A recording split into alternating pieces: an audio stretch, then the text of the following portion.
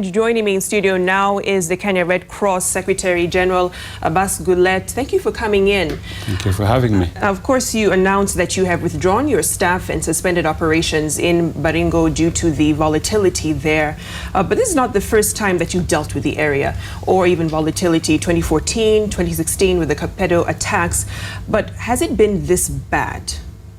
No, it's not been this bad because we've never been attacked. Our vehicles have never been attacked. Our commodities have never been looted. What happened this past week is just very sad because on Thursday this week, an NYS government car was looted by force by rowdy young people who had been incited. And on Friday, this happened to us also. And what forced us to say, okay, we were in fact, this movement of these commodities were being moved to go to Turkana County, which is a shorter distance to go via Kapedo, as opposed to going all the way via Kitale and Eldoret, which is what has now happened. When we should have taken 1 day, it's taken us now 3.5 days to get there. Right. Now, my colleague Larry Mado joins us from our Kisumu studios. Larry, you wanted to interject now. Abbas, I wonder if there's a way to continue providing the relief food, maybe with enhanced security or some other way to make sure that you're not abandoning the people, as some are now claiming. Well, I think people are right in claiming maybe by having temporarily suspended our services, one could say, have we abandoned the people? And I feel guilty as a father, as a parent, to see the number of children that are IDPs in their own county and who today may not get that support. I congratulate the Catholic Church for having been also on the forefront where they provided shelter for these young children who are minors unaccompanied.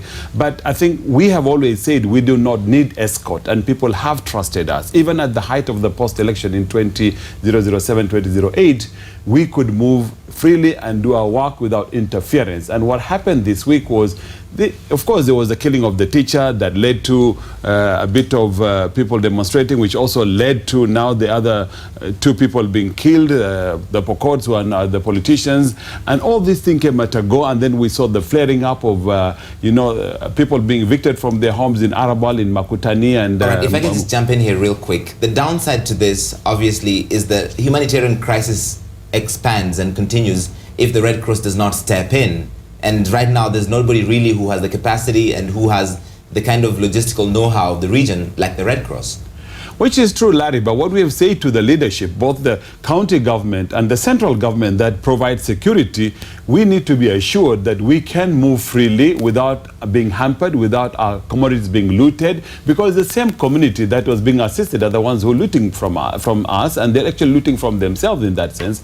So we are saying we are ready to go back to work tomorrow, but we need to be assured. I don't need to have any of my staff being lost by rowdy people who are either drunk or intoxicated with drugs and all that, and then they end up killing one of my staff or volunteers. We don't need to lose any other life on this issue. So I'm only pleading and asking those in power on security, give us security for our work so that we just don't need to be harassed and disturbed every time we do. And people are concerned because we go in the midst of this shooting and the midst of killing and counter-killing. We've always been there and we want to be there because they are humanitarian imperatives. Yeah, you said you've been there, of course, throughout all this volatility, engaging in peace talks actually with some of the communities in Baringo. So what are some of the issues that have come out of those? You know, a lot of Kenyans don't know. When Kapedo happened, we were the first one to even reach those dead bodies of the soldiers and save the first 3 people that were wounded, that we brought them all the way to Nakuru.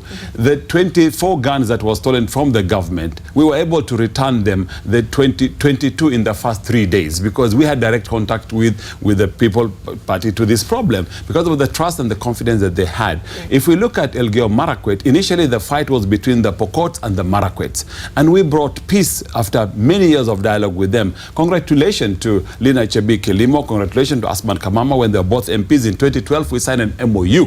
They had lawyers from both parties. Murkomen Kipchumba was the lawyer for the Marakwets, and Luke Advocate was the lawyer for the Pokots. We then did 500 acres of farming, 500 this side, 500 on the other side. That farm was doing very well until it exploded again. Last year, November, December, and this January, there was a fighting now within the Marakwet community itself. The 25 sub-clans, 2 sub-clans were fighting, which now became, Kolowa became a ghost town.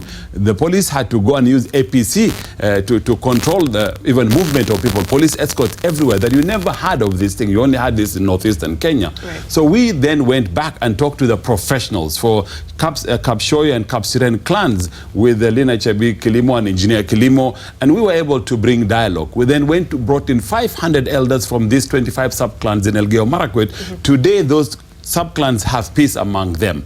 It has started flaring again now between Pokots and Marakwets. Then we have Pokots and Tugens. We have Pokots and Ilchamus. We have Pokots and Samburus. We have Pokots and Turkana. So several groups involved in this. So what is the main issue? Is it cattle rustling? Is it competition for resources or boundaries? For me, Victoria is more than cattle rustling. Look, it's not only in these 4 counties of Samburu, Turkana, West Pokot, Baringo, and Elgeyo Marakwet where you have cattle. You have huge number of cattle in Lamu, in Tana River, in Garissa, in Mandera, in Wajir. You have them in Kajiado, you have them in Narok, you now have plenty of them in Taita Taveta. Right. We don't see violence and counter-violence and stealing and all this.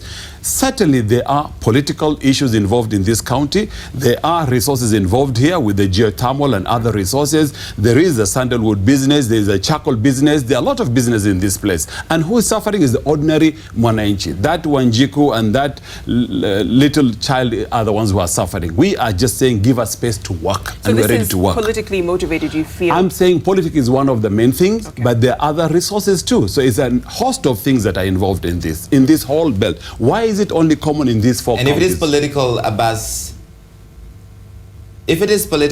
if I can just jump in one more time. So should the solution be a political solution? Is it an administrative solution? Or how do you think this should be handled? Because you've got a very firm grip of what the problem is, but how does it get solved? You know, we had started even peace talks among the professionals. One of the things you need to realize is professionals from these tribes and these ethnic groups all sit in Nairobi, they sit in Baringo, they sit in Eldoret, they sit in all these major towns, in all these 4 counties. And these are the people with animals. Some of them are the ones arming these young people. They are the ones who are controlling these people.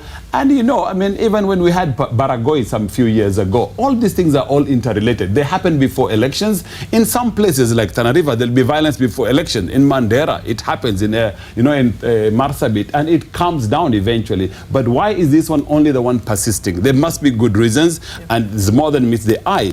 But I just want to thank the nominated senator for Baringo County, who since yesterday we've been in touch, and the governor and the deputy governor and many others who are quite upset about what has happened, and they really want to work. So we've already agreed that we will meet next Tuesday in huge multi-sectoral groups and discuss. But for the last 2 months, I have been hosting at Kenya Red Cross professionals in Nairobi from these 3 tribes, the Pokots, the Tugens, and the Ilchamus. Even yesterday, Ilchamus, we had facilitated them to go and talk to their people.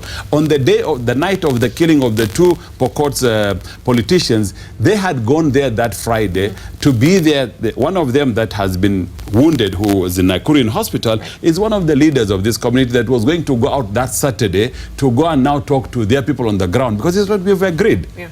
And you mentioned engaging local leaders, the professionals from those areas. And on Friday, you actually asked the president to step in and intervene in the situation in Baringo County. Do you feel there's been any goodwill from the national government? Well, the national government, I have been talking to the IG, I have been talking to the county commissioner. We've been talking to the government at various levels. Now, of course, county government would say security is the central government, but the problem here is the young people who are agitated and who have been pushed to do this have been pushed by local politicians, MCAs, and local leaders. And we are saying, you know, when we are carrying their own people who are shot, and one was killed, one was shot in Loruk, and we took them to Nakuru, how can you come and loot that truck that is sending food to another Kenyan? In fact, in Baringo County, we're not even doing food distribution, Victoria. We're doing cash transfers. We've distributed cash in Barwesa, in Baringo North. We've done in Tangul Bay, in Tiati. And we have done in Muchongoi, and we've done in Kasiela, and in South Arabal. We've transferred cash. We have distributed NFIs. When these IDPs were being chucked off from their homes, we were the ones transporting women and children to safety. Right. We provided medical ambulance covers to them. So how on earth would one say Red Cross is partisan, is favoring the Pokots? That highway, I didn't build it. The central government built it to get Okay. Kenyans there. All right, we need to Let me wrap ask you up. a real quick question here coming in from social media, Abbas, before you go. This is some criticism from social media. Enoch wonders, ask Abbas why he only acts after the media highlights residents' problems. And he mentions, for instance, that Marakwets have been suffering for more than 3 months, but he has said nothing. No, but for Marakwet, you ask that person, ask him what he knows. Ask the real, genuine leaders of Marakwet, who has brought that peace and dialogue for them. The professional between Kapchoi and Kapsiren. And you ask even Bishop Korir, who has brought that dialogue and who brought 500 leaders. People are just talking in Nairobi in social media. They don't know what's going on the ground. And that's what, for me, Larry, is very frustrating and very angry. There are people in this country who know nothing what's going on the ground, yet they have the audacity to speak and lament and blame people. All right, thank you. Secretary General Abbas Gullet here. Clearly, you're very passionate about this issue, and hopefully it is resolved so that you continue with your work on the ground.